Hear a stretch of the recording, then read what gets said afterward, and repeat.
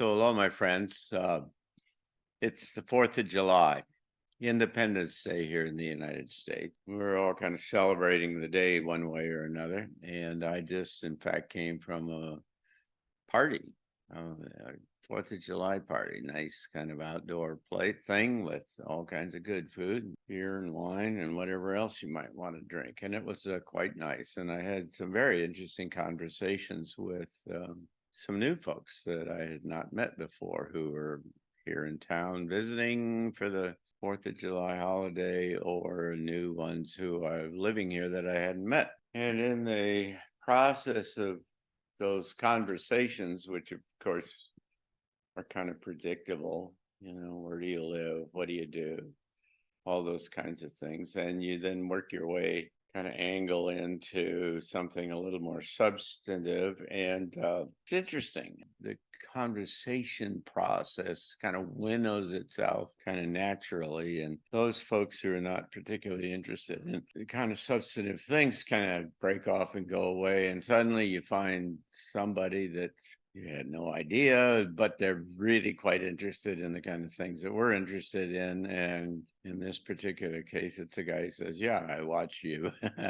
I watch your transition. I watch your postscript sessions and so on. And, but I had no idea about him. But we had a very interesting conversation. But I came away, in light of our last conversation last week, thinking about the potential kind of event that's inbound here on the 15th of July or thereafter, thinking that there's probably about 5 different groups of people who are kind of affected with or part of this kind of transition process. It's intriguing because and I kind of worked my way through 3 or 4 of these kind of groups this evening because I ran into a guy who was a former Marine, retired Marine, and that's all they wanted to talk about is the Marine Corps. And he had essentially and effectively no kind of notion about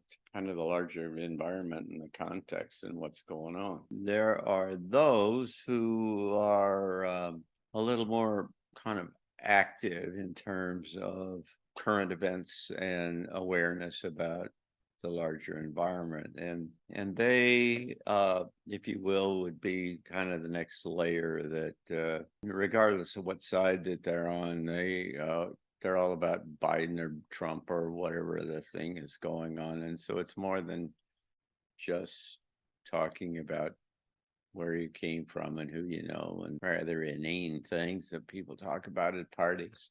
They're somewhat engaged and they have an opinion about all that kind of stuff. Then there is a group, and I ran into one person like this who was really quite interested in the kind of things that we talk about. This person that I ran into said, "Oh, I watch you on transition talks or on postscript." His perspective and his ideas were really quite enlightened in terms of the larger kind of situation, but you still watched your way going through the process, and there was no kind of awareness and engagement about next week, or the week after next, and the kind of things that seem to be lining up on the horizon. So on the kind of if you layer this all down, at the top of this kind of structure are a group of people smaller than all the other groups, almost by definition, who are really on the leading edge of all of this in terms of wanting to understand about it, wanting to somehow engage in the process, and certainly wanting to become somebody better, right? Somebody that's able to effectively participate in this huge kind of transition. And I have no doubt that there are some people in kind of the second layer down that are really see the world and the politics and the vaccine and all the other kind of things all in enlightened kind of terms, and realize what the larger agenda is here on this planet right now, but are not that engaged in the kind of the higher level about that says this is about personal development and human evolution. This is amazingly historic and significant in the way and what this is all about. That was kind of intriguing to me, particularly in light of what has transpired in the last week. If you were not aware of if you didn't hear the last postscript, let me just summarize quickly so that you've got an idea of what we're even talking about. And that is that there are multiple sources. Last week I had about 6 or 7 of them. I've picked up a couple more since then. Probably so now there's probably 8 or 9, all who independently from different points of view and certainly are not talking to each other. In some cases, these are kind of blind assessments, like through the remote viewers and some other things. They don't even know what they've been tasked with, and they come up with the same kind of general idea. And in a sense, in essence, it says by the end of August, there is no US government, there is no Canadian government, there are few governments around the world. Some major event has happened that has been extraordinarily disruptive. People are not moving around. You can't get around with vehicles. They don't work anymore. Supply chains are decreasing. People are kind of starting to freak out because they can't find water and so on, and food. And then if you get yourself down to about November, still no government, and it's become very acute. Lots of folks are dying. By the way, the August kind of picture also has a large amount of water, like a tsunami kind of thing. That's a part of that picture. And if you get yourself to January, somewhere downstream in January, and by the way, there obviously is no election in the United States, and by mid-January, it's still a mess. But there is a very small reorganization kind of effort that's starting to go ahead. But it's dramatic and highly disruptive and epical. This is a big, big freaking deal. Like I say, I started and I got on this and built this picture. I talked about it 2 weeks ago and had a kind of a scenario about the whole thing, and that it's really a multi-level kind of issue. There apparently is some very high level kind of negotiations, high stakes negotiations going on at a much higher level than what we're all familiar with. It's been characterized as saying kind of the Illuminati and the white hats and some big area up there, and that you might be near the end of this whole tension and all this struggle that's been going on between what we often consider good and bad, and that kind of process is in the last inning of the game, the last hand of cards in a big poker game, and it's going to get itself resolved very quickly.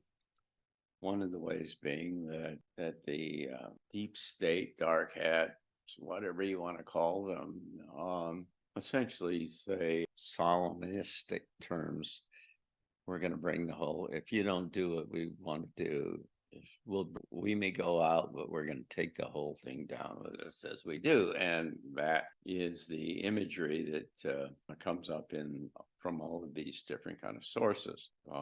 Major EMP launch over the United States and over Europe that knocks out the electrical grid and the internet, and at the same time, human induced from submarines and nuclear devices and torpedoes, a big tsunami that takes out the whole east coast of the United States. And then there's variation in there. Some people like Cliff High say, well, I keep getting things about space aliens in the middle of all of this.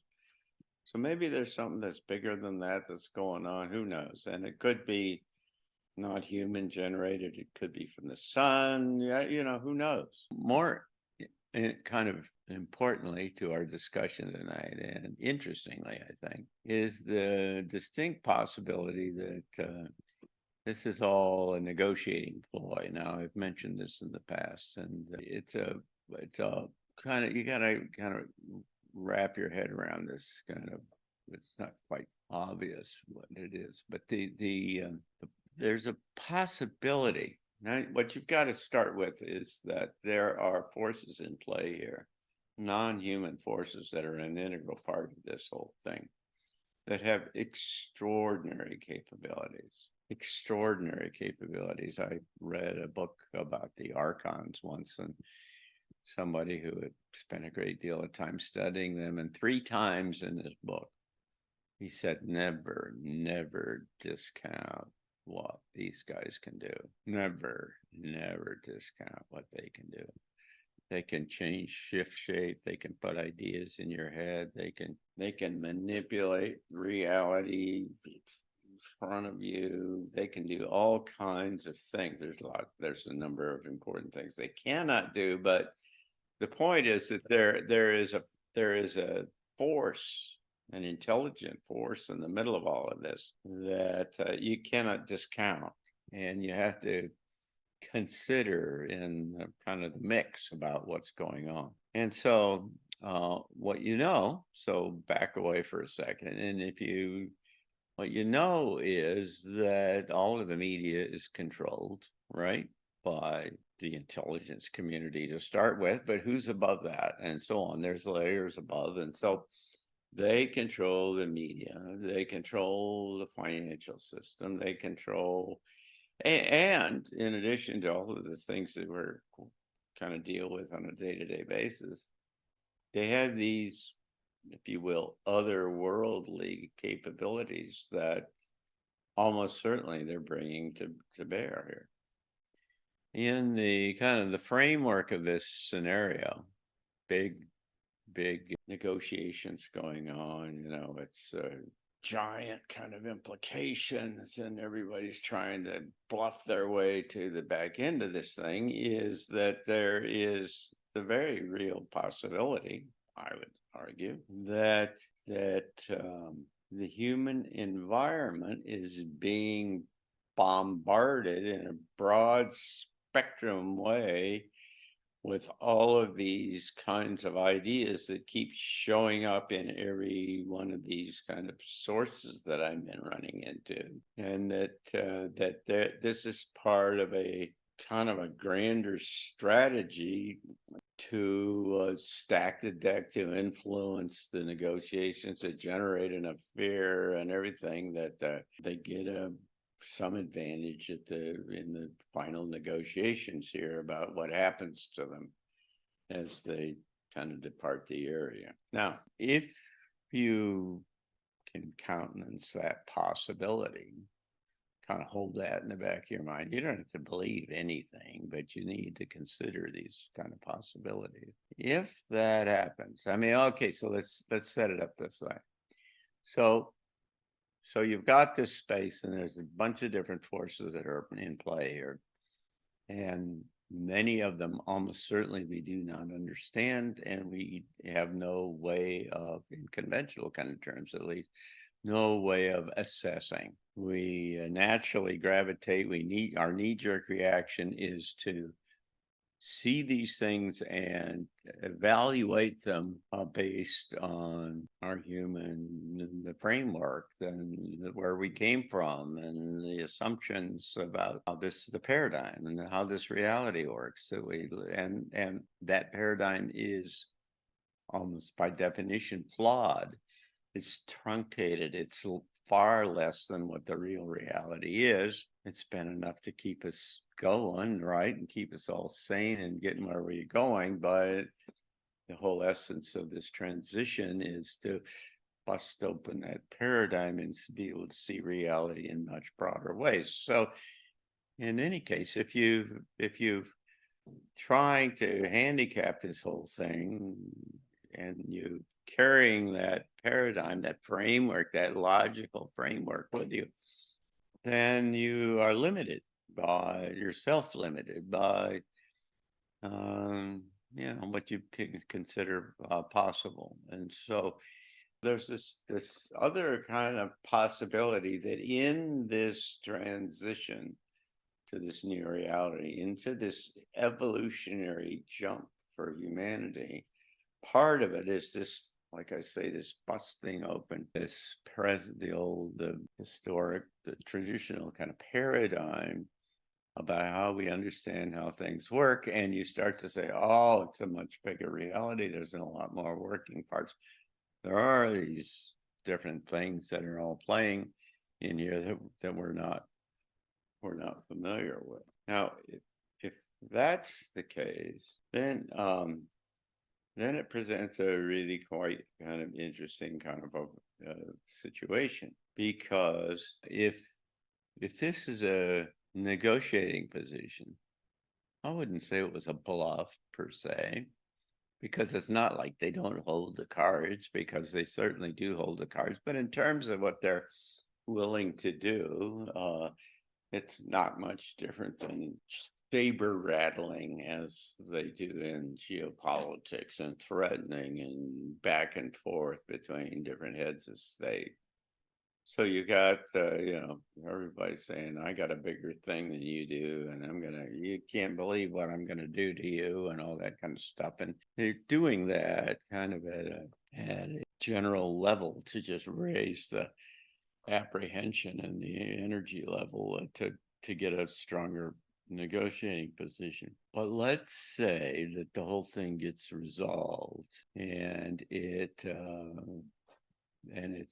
that it's kind of likely to get resolved, and that it really is all kind of a blustery kind of effort to try to solidify get a better deal out of the back end of this thing. And at some point 3 months from now or something like that, there's suddenly the status quo unravels. You've watched the beginning perhaps of that in terms of the Supreme Court decisions about Trump and some other kinds of stuff, and you can all of a sudden start to see the threads getting pulled out from the Chevron decision that the Supreme Court came to essentially disembowels the federal bureaucracy and their ability to make rules the way they've always done it before. I mean, it's just this is a really big kind of things that are happening that are really kind of significant. And so you can see the possibility that you're just working your way toward the end of this game, and their negotiating position is coming apart, and they got to make a deal, or the black hats, special forces, the Navy SEALs, whoever that are, working the ground here, are on their way, and these guys are, they know that they're going to lose the thing. Now, if in fact, and by the way, if I had to bet, I'd bet that that's a situation. I do not believe that this human experiment, this human experience, is deigned to fail. I think that we've gotten over the hump, the transition point, and there's a critical mass of people who start to look at the world like we do, and are actively engaged in trying to become somebody better, and to be an active participant in this process. And that critical mass is rapidly getting to the place where it really is the swing vote. It's dominating the whole process, and that there are enough of us that it's kind of messy for a while here, but we're not going to fail. This is going to succeed. And these are just the kind of the end game negotiating kind of stuff that's going on, but it's not going to work. So if that turns out to be the case, if you get to November and there is an election and Donald Trump does get elected and whatever, whoa, the whole story, there was a twist in the middle of there, right? This thing is on a track. There's area indication that says whether it's the way the feds, the neocons are trying to start World War III and on, bombing Crimea, all that kind of stuff. If this thing starts to twist, and by the way, you saw potentially that possibility, because now Putin today says I'm ready to negotiate with the next president, because he's thinking, it's going to be Trump. There's even Democrats now starting to see that the writing's on the wall. And so wait, there are guys like Martin Armstrong says they're never going to let that happen. But, they didn't think you could get this far.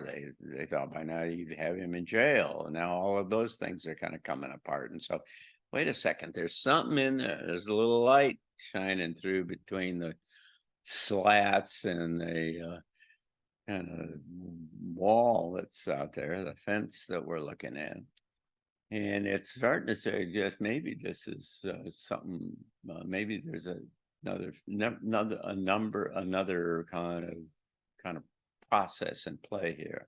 Now, if in fact you end up running into November, and in fact that there is an election in November, just to start with, and that Donald Trump is still alive, what is that every effort in terms of national politics in the United States, every effort that they put in place to try to derail this whole thing or to drive it down their track has failed. I mean, that's a really big deal that they tried all these things. They tried to convince us all they're going to blow the place up. They tried to do this. They tried to assassinate Trump. They did all these kind of things. They tried to do that.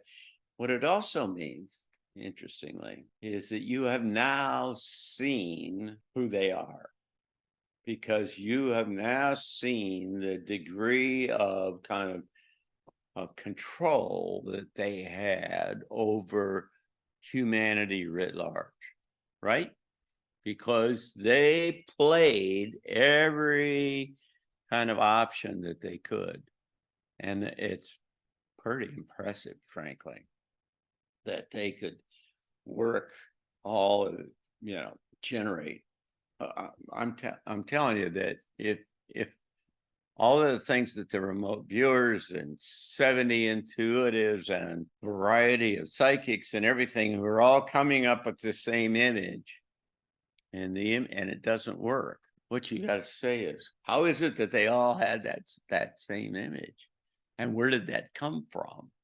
And I'm telling you, there was this giant effort to kind of condition the whole space, and they played their trump card. They exposed themselves to the degree of control that they've got over the whole system. I mean, this is really very high stakes, big poker kinds of stuff with, and the forces that are in play have all been kind of down under the table, or suppressed in some kind of way, or masked essentially.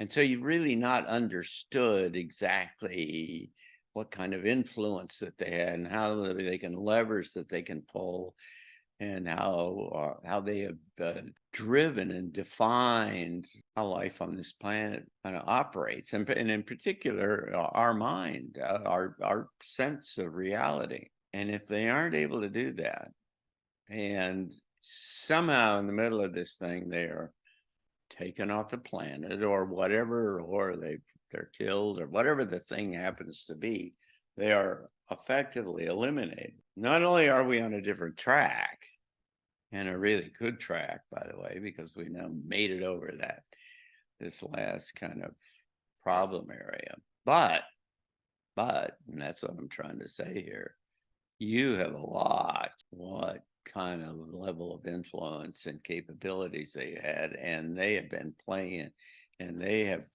played with our minds in ways that we really didn't understand. Is so much bigger than anything we really understood, because I mean, it's just a natural extension of this process that we've gone through in the last 2 years or 3 years about manipulating reality, right?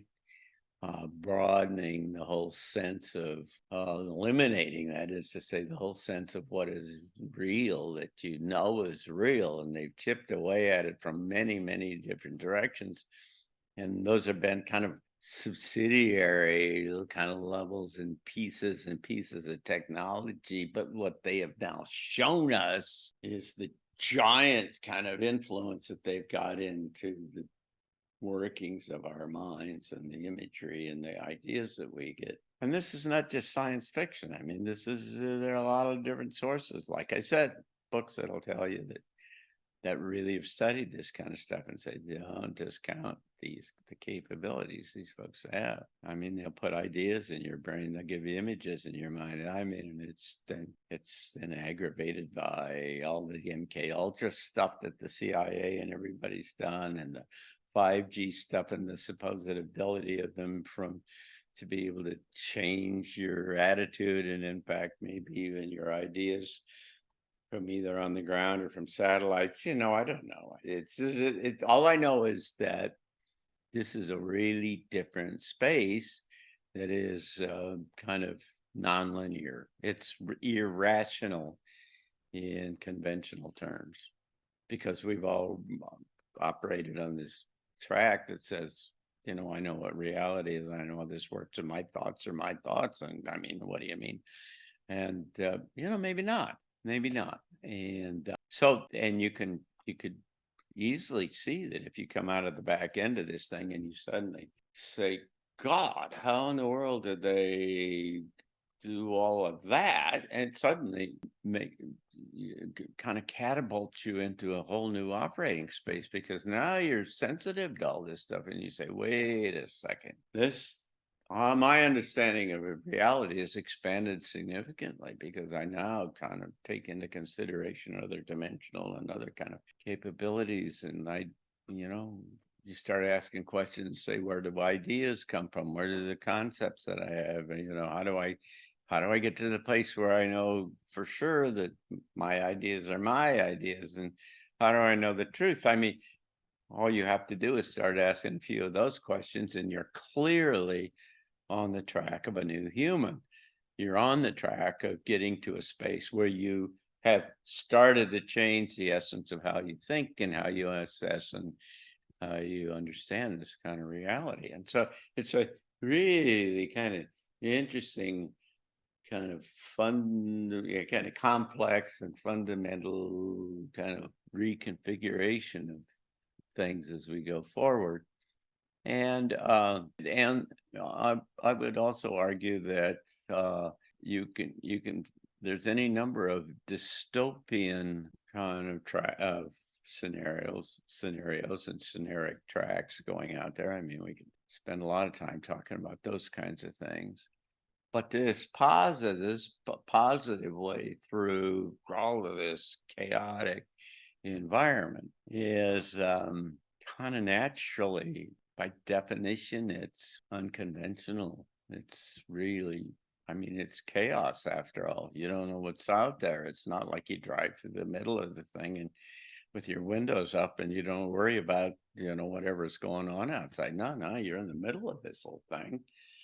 And it is about becoming a new human. It's about seeing yourself and seeing the reality in a different way. And so it's pretty easy to argue that I think that the path to the new human and to the new world is necessarily through a fundamental and dramatic kind of reconfiguration of how we see and understand reality, and which then opens up all kinds of new kind of possibilities to us all. So it's going to be interesting, at least, which is not to say, by the way, that you shouldn't kind of, be about preparing for possibilities. I mean, that's, I think, part of the engagement process going forward.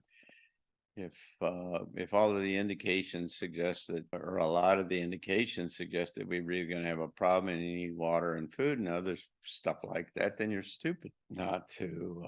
You don't want to sit back there and say, well, the angels will take care of it, or whatever that kind of stuff is. So remember, this is about us becoming somebody different. And so you need to be engaged on one side, but you got to keep in mind the possibility that I would hope the probability that you're going to make your way through all of this kind of stuff. And again, the whole reality is that, and the way we understand and experience this reality is going to just be really different because we will have seen what's possible and realize that this has been manipulated all for a long time at a much lower subtle level, and you've just not known it, and now they just it's been blatant and watched it all happen. So we'll talk some more about some of these kinds of things next week, or not next week because I'm not going to be around next week, but the week after next. So take care. Be well.